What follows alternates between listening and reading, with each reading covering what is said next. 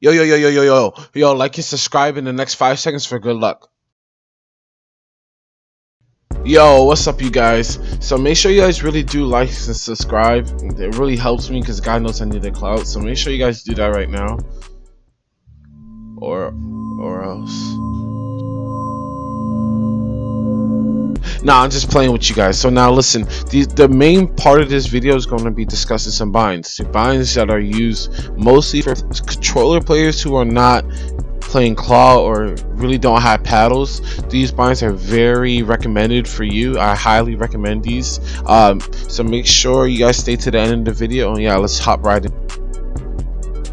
So while we look over these binds, we're also going to talk about 3 different things, and the things are editing, building, and aiming, and how these binds boost and enhance all 3 of those aspects of your gameplay. If you play on controller and you do not play with claw and you do not play with paddles, but with these binds you can play with paddles, but it's so very optional. It's very optional. It's not needed. Now, with that being said, let's start off the video with building. Now, jumping with R stick enables you to do a lot of things. Starting off with, you do not have to take your hand off the R stick to press A or X depending on what you play. Here are my binds if you want to quickly see these. Now when you don't jump with your R stick, your gameplay will look chunky, or it'll look glitchy, or it'll look framey, or whatever, and it won't look all together. It won't look smooth like how claw players have it. Jumping with your R stick drastically changes your game. For instance, here's a clip of me before I was using these binds. If you noticed, the gameplay looks very chunky and very framey, I like to say. Right? Now let's react to a clip that is from like 3 days ago, and I'm using my binds. As you can see, the gameplay is drastically different. Everything is smooth, everything is falling into place. This is what happens when you jump with your R stick. If you do not play claw, your gameplay just drastically changes into this.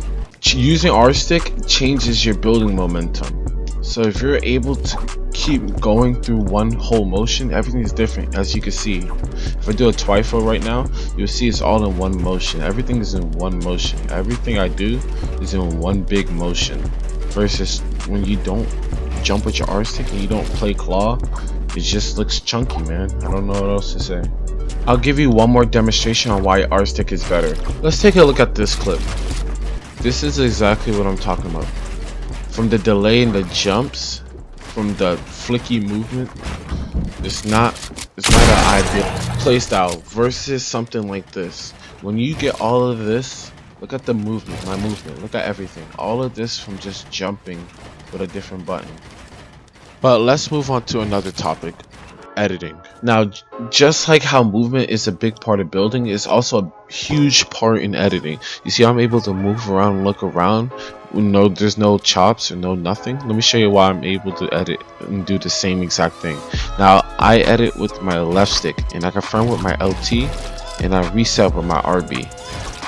When you do this, you're able to draw every edit with there being no delay between anything. You're able to look around, you're able to move around, and you don't have to take your hand off the R stick at all. And then you get this movement when you're editing, and it's so good. I mean, once you switch to these binds, you're gonna be able to edit like you've never done before. It's gonna be so nice, and it's gonna feel so good in your hands. Now, one more editing tip I'm going to help you with. I'm going to help you double your edit speed. What you want to do is go into your settings and turn your edit hold time all the way up. The reason for this, if you practice and get cracked with your edit hold time all the way up, when you eventually turn it down, you're going to be super duper fast. Just because the edit time is all the way up does not mean you're not able to edit fast. You're going to be able to edit fast and still get your shots off. Alright, now it's time to get into aiming. Now, I'm going to offer you guys my settings. I'm going to have them on the screen in just a moment. I'm going to just go flip through them. So here we go. We got my normal horizontal vert. I don't play with any boosters whatsoever. You're going to notice I wear a really low horizontal vert. And that's the reason, because I want to have aimbot type aim. And then I want to be able to build and edit at a relatively fast but smooth rate, and I have a 15 on my dead zone. I know everyone's looking at that, but trust me, if you gotta try it before you diss it. Now let's go back to when I was talking about movement. Now you see how with the R stick you're able to jump and look around. That increases your aim by so much. Let's take a further look into this. Right, so let's say I place a pyramid and hold on, I place a pyramid and let's say someone's on top of this pyramid. If I'm jump, I'm able to track them. You saw that smooth movement, how I changed direction mid-air, jump, correct? But then let's go change our jump button to A. Let's go to A real quick. Jump. There we go. Now, already I feel disgusting. When you jump, you have to try to find them. That's the worst part about side jumping. Where low ground, you have to jump, then try to find them. Look. So I go up here, jump, and then I have to try to move my aim right where they are. If they're over here and they're strafing, to be honest, I really don't know what to tell you. It's not ideal at all. Well, that's the end of this segment. Now, I hope you guys really do try these binds out, especially if you don't play claw or you do not own paddles. These would crazily change everything you believe that you're good at. Everything you think you're good at is going to get 10 times better, I promise that. Well, I'm going to play some random clips to the end. If you want to stay to the end, be my guest, but that's it. Peace.